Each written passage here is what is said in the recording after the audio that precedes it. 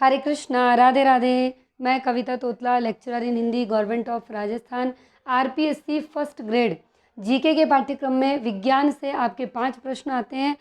40% इस बार first paper में लाना बहुत ज़रूरी है, इसीलिए हम किसी भी सब्जेक्ट को स्किप नहीं कर सकते हैं। मेरे यूट्यूब चैनल के माध्यम से विज्ञान की 3 क्लासें हो चुकी है और ये चौथी क्लास है। यदि आप पहली बार मुझे सुन रहे हैं तो चैनल को सब्सक्राइब करें, बेल आइकन को प्रेस करें ताकि मेरी हर आने वाली वीडियो का नोटिफिकेशन आप तक पहुंच सके। किस प्रकार से मैं विज्ञान विषय को हैंडल कर पाई और विज्ञान सब्जेक्ट में मैंने उस वक्त पेपर में 2020 में जो पेपर हुआ व्याख्याता का, उसमें 5 में से 3 प्रश्न सही किए।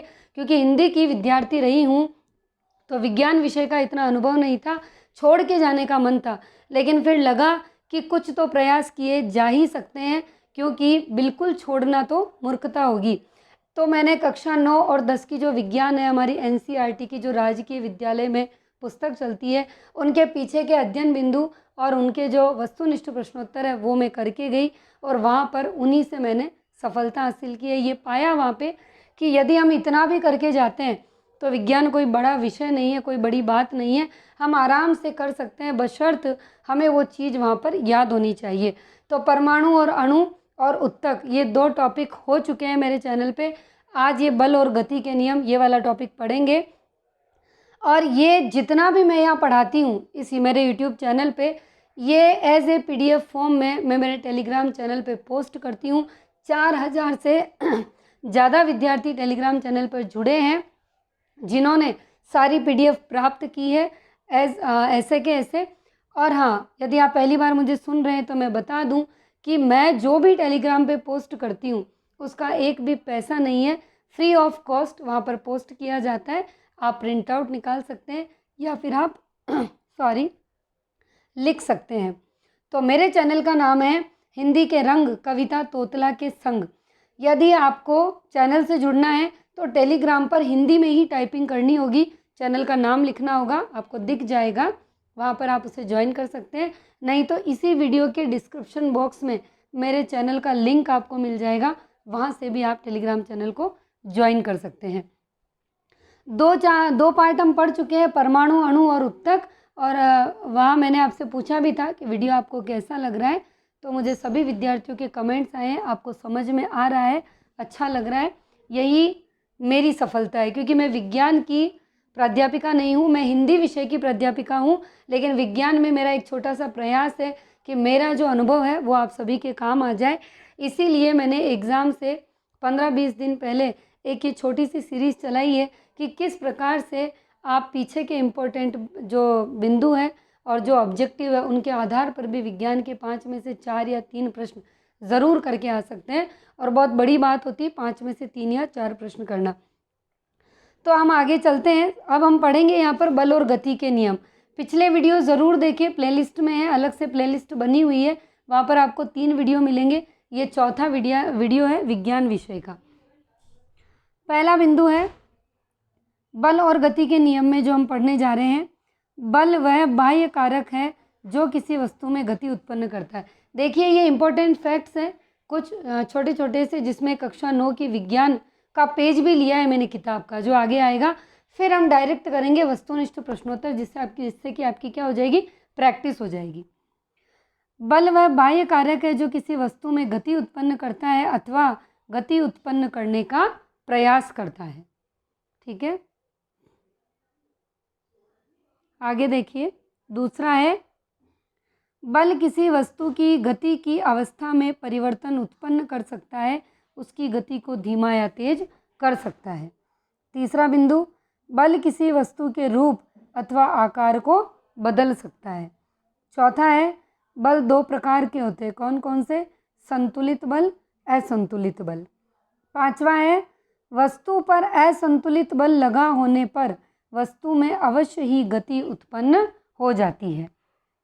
छठा आएगा किसी वस्तु पर लगे संतुलित बल वस्तु में गति उत्पन्न नहीं कर सकते।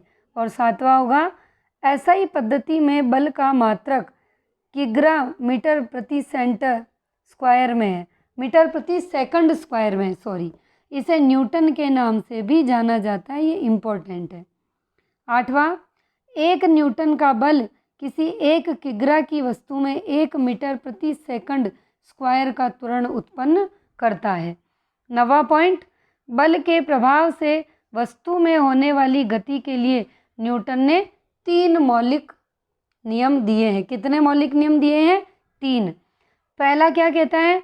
प्रत्येक वस्तु अपनी वर्तमान अवस्था को बनाए रखती है जब तक कि उस पर कोई बाह्य बल न लगाया जाए।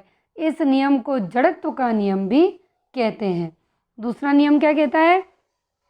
किसी वस्तु के संवेग परिवर्तन की दर उस पर लगाए गए असंतुलित बल की दिशा में तथा उस बल की समानुपाती होती है।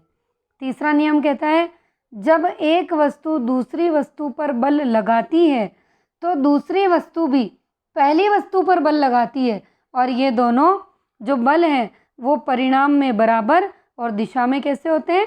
विपरीत होते हैं।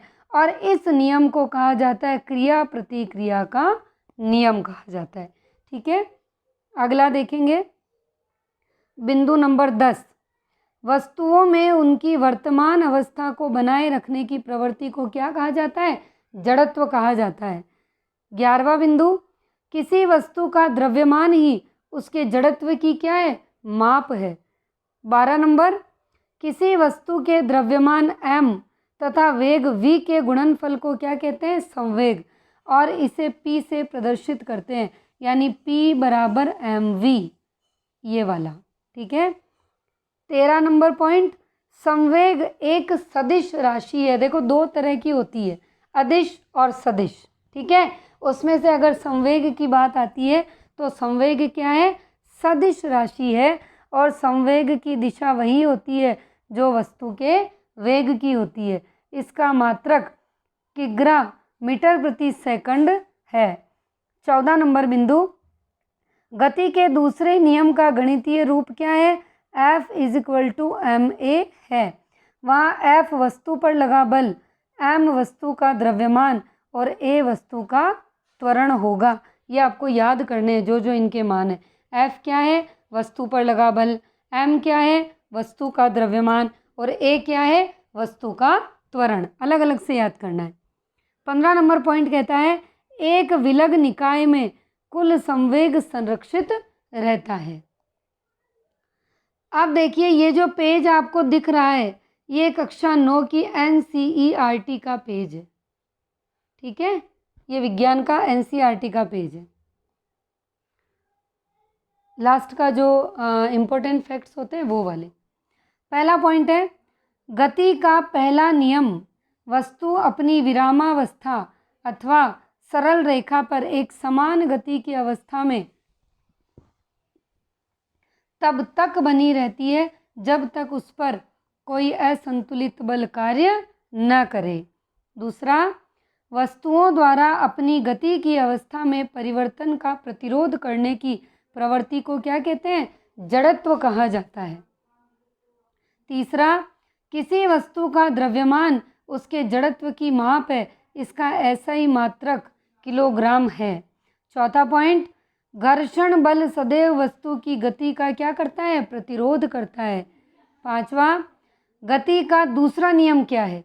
किसी वस्तु के संवेग परिवर्तन की दर वस्तु पर आरोपित असंतुलित बल के समानुपाती एवं बल की दिशा में होती है। यानी किसी वस्तु के संवेग परिवर्तन की जो दर है वो वस्तु पर आरोपित असंतुलित बल के समानुपाती और बल की दिशा में होती है। यह गति का दूसरा नियम है।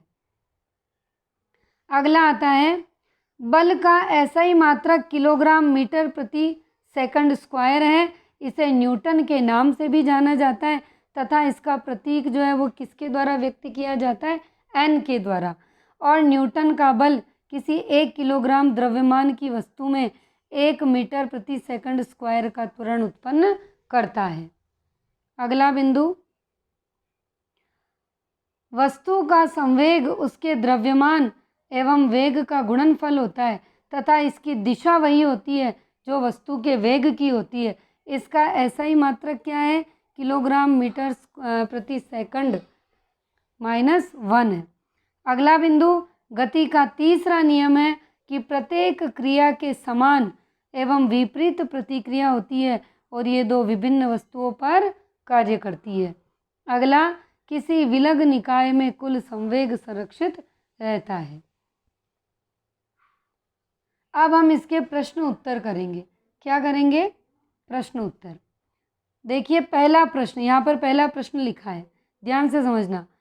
4n एवं 3n के दो बल एक ही वस्तु पर विपरीत दिशा में कार्यरत है, कण पर बल का परिणाम होगा। ये प्रश्न यहाँ पढ़ लेना, ऑप्शन नीचे है, कंफ्यूज मत होना। सोच रहे होंगे ऑप्शन क्या है, नीचे आएंगे। 4n एवं 3n के दो बल एक ही वस्तु पर विपरीत दिशा में कार्यरत है तो कण पर बल का परिणाम होगा।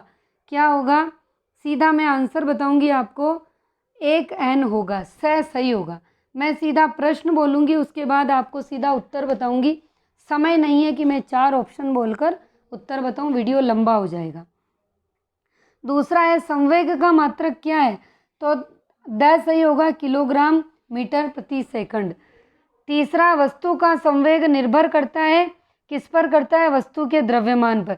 ये यहाँ है लेकिन ये गलत है, पहले टिक हो गया था। सही होगा, तीसरे का होगा, वस्तु के द्रव्यमान पर। चौथा है बल का मात्रक नहीं है, तो देखिए जूल जो है वो बल का मात्रक नहीं है, बाकी पाउंडल, डाइन और न्यूटन ये तीनों बल के मात्रक है।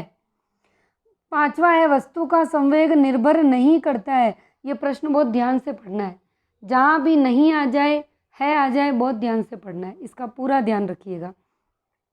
तो वस्तु का संवेग निर्भर नहीं करता है, वस्तु के त्वरण पर नहीं करता है। सही होगा। बाकी द्रव्यमान पर करेगा, परिमाण पर करेगा, वेग पर करेगा।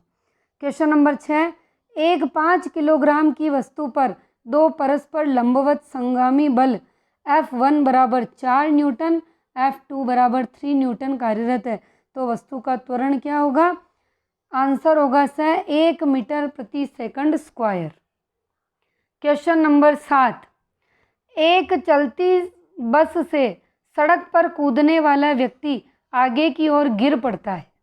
एक चलती बस से सड़क पर कूदने वाला व्यक्ति आगे की ओर गिर पड़ता है, इसका क्या कारण होता है?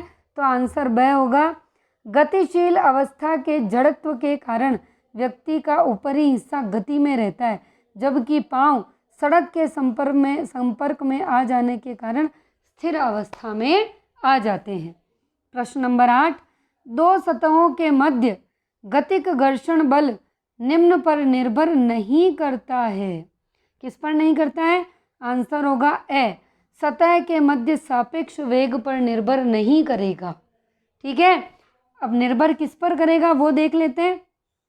सतह की प्रकृति पर करेगा, गतिशील वस्तु पर लग रहे अभिलंब प्रतिक्रिया पर बल करेगा, उपयुक्त सभी पर ये नहीं होगा। यानी इन दो पर तो करेगा लेकिन सतह के मध्य सापेक्ष वेग पर नहीं करेगा।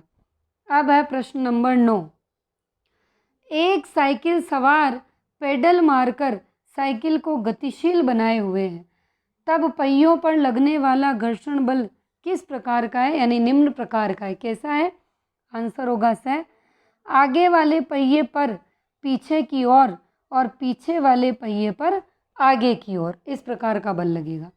प्रश्न नंबर 10, समान वेग से सरल रेखीय पथ पर गतिशील एक ट्रेन में एक बच्चे ने हाइड्रोजन गैस के गुब्बारे से बंधी हुई डोरी को हाथ में पकड़ रखा है। यदि ड्राइवर अचानक ब्रेक लगाता है तो गुब्बारा क्या हो जाएगा? पीछे जाएगा। ऐसा ही होगा 10 में। 11वां प्रश्न है, सर्कस में दौड़ते हुए घोड़े की पीठ पर बैठा घुड़सवार उछलकर पुनः घोड़े पर आ जाता है। क्यों आ जाता है? आंसर होगा स, गतिशीलता का जड़त्व है, इसीलिए वो पुनः उछलकर आ जाता है। प्रश्न नंबर 12, एक गुटका एक टेबल पर रखा हुआ है, प्रतिक्रिया बल होगा ऊपर की ओर टेबल द्वारा। ठीक है ना, दिमाग नहीं लगाना है, हिंदी के विद्यार्थी है, सीधा सा रट लेना है। घर्षण रहित, आप सोच रहे होंगे मैडम रटन विद्या तो अलाउड ही नहीं है। नहीं है, पता है, लेकिन अभी कोई ऑप्शन नहीं है। घर्षण रहित फर्श पर किसी व्यक्ति को चलने के लिए निम्न नियम की सहायता लेनी होगी। स होगा आंसर 13 में, न्यूटन के तीसरे नियम की। कौन से नियम की? तीसरे। 14 नंबर, एक तोप दागे जाने पर प्रतिक्षेपित होती है।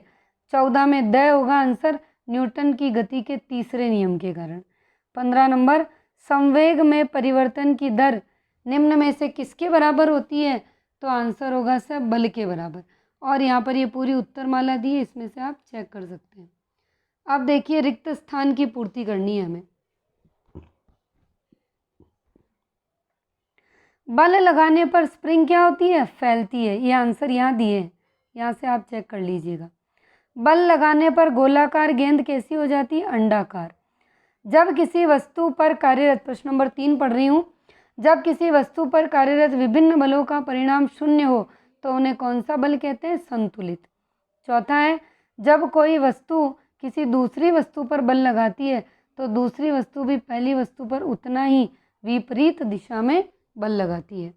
5 है, दो वस्तुओं का कुल संवेग टकराने की प्रक्रिया में क्या रहता है? संरक्षित। छठा, वस्तु का संवेग उसके किसका गुणनफल है? तो द्रव्यमान और वेग का गुणनफल है। अब हमें सत्य और असत्य कथन छांटने। सत्य असत्य। पहला है, धकेलने पर ट्रॉली लगाए गए बल की दिशा में गति करती है। जब अब क्या पूछ रहा है कि धकेलने पर जो ट्रॉली है वो लगाए गए बल की दिशा में गति करती है? बिल्कुल करती है, ये सत्य है। दूसरा, वस्तुओं द्वारा अपनी गति की अवस्था में परिवर्तन का प्रतिरोध करने की प्रवृत्ति को क्या कहते हैं? जड़त्व। ये क्या है? सत्य है। तीसरा, वस्तु अपनी विरामावस्था अथवा सरल रेखा पर एक समान गति की अवस्था में तब तक बनी रहती है जब तक उस पर कोई संतुलित बल कार्य न करे। ये हो गया असत्य। ये हाँ और नहीं का ही खेल है, ये ध्यान रख लेना। चौथा, 1 न्यूटन का बल किसी 1 किलोग्राम द्रव्यमान की वस्तु में 1 मीटर प्रति सेकंड का त्वरण उत्पन्न नहीं कर पाता है। ये गलत है। अगर यहाँ नहीं लिखा होता तो ये सही हो जाता। पांचवा, घर्षण बल सदैव वस्तु की गति का प्रतिरोध नहीं करता है। असत्य। करता है। ये नहीं और हाँ का स्पेशल ध्यान रखना है आपको। छठा, संवेग का ऐसा ही मात्रक किलोग्राम मीटर प्रति सेकंड होता है। बिल्कुल होता है, सत्य। अब देखिए, हमें मैच द फॉलोइंग मिलाने, मैंने पहले से मिला दिए ताकि आपको जब PDF मिले तो दिक्कत ना आए। कॉलम 1 को कॉलम 2 से मिलाना है। वेग का क्या होता है? न्यूटन मीटर, वापस से देखेंगे। वेग का होगा मीटर प्रति सेकंड 1, घनत्व होगा किलोग्राम मीटर 3, बल होगा किलोग्राम मीटर प्रति सेकंड स्क्वायर, और संवेग क्या होगा वो मैं आपको बताती हूँ। संवेग में देखिए यहाँ आ रहा है E, ये E आगे बताती हूँ मैं आपको, ठीक है। ये यहाँ पे E, ये वाला किलोग्राम मीटर प्रति सेकंड। जब आपको PDF मिलेगी तब समझ में आ जाएगा। यहाँ पर थोड़ा ऐसे ही चल रहा है ये संवेग का E बता दिया। अब आगे देखिए, यहाँ पर है 5वें का दाब। अब जो दाब है उसका D होगा, हमें फिर से ऊपर चलना होगा D पे। D क्या आ रहा है? न्यूटन मीटर स्क्वायर, ये है D का। तो जब PDF आप निकालोगे तो समझ आ जाएगा। अगला देखिए, match the following, column first column second. बल जो है, बल F बराबर ma, संवेग में परिवर्तन x बराबर p2 माइनस p1, त्वरण a बराबर v माइनस u बटा t, ma, चौथा पढ़ रही हूँ, ma प्लस mb तो ma प्लस mb, ठीक है, ये बराबर ही है। पांचवा ft बराबर ये वाला होगा mv माइनस mu। अब देखिए वस्तुनिष्ठ प्रश्न, अब ध्यान से समझिए। बंदूक से गोली निकलने पर पीछे की ओर धक्का लगता है। बंदूक से जब गोली निकलती है तो पीछे की ओर धक्का लगता है। क्यों लगता है? सीधा आंसर बताऊंगी, क्योंकि ये जो ए ऑप्शन है ये सही होगा कि बंदूक से गोली छूटने की क्रिया के कारण पीछे की ओर क्या होती है? प्रतिक्रिया होती है, इसीलिए क्या लगता है? धक्का लगता है।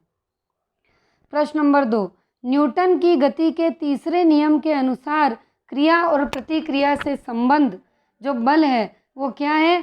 सदैव भिन्न भिन्न वस्तुओं पर ही लगे होने चाहिए। आंसर सी सही होगा। तीसरा, बल, द्रव्यमान तथा त्वरण संबंधित समीकरण कौन सा है? तो इसका ए सही होगा, F बराबर ma। ठीक है, और बल का मात्रक क्या है? तो बी सही होगा, किलोग्राम मीटर सेकंड स्क्वायर, यानी किलोग्राम मीटर प्रति सेकंड स्क्वायर।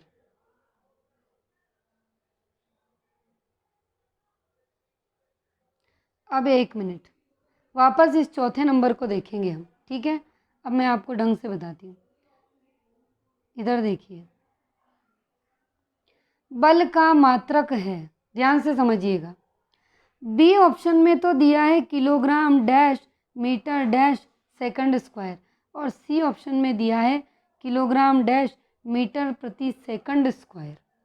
अब यहाँ पर तो आंसर इन्होंने दिया है बी, लेकिन ये जो सी वाला है ना, इस सी वाले को इन्होंने यहाँ लिखा है, ध्यान से देखिए।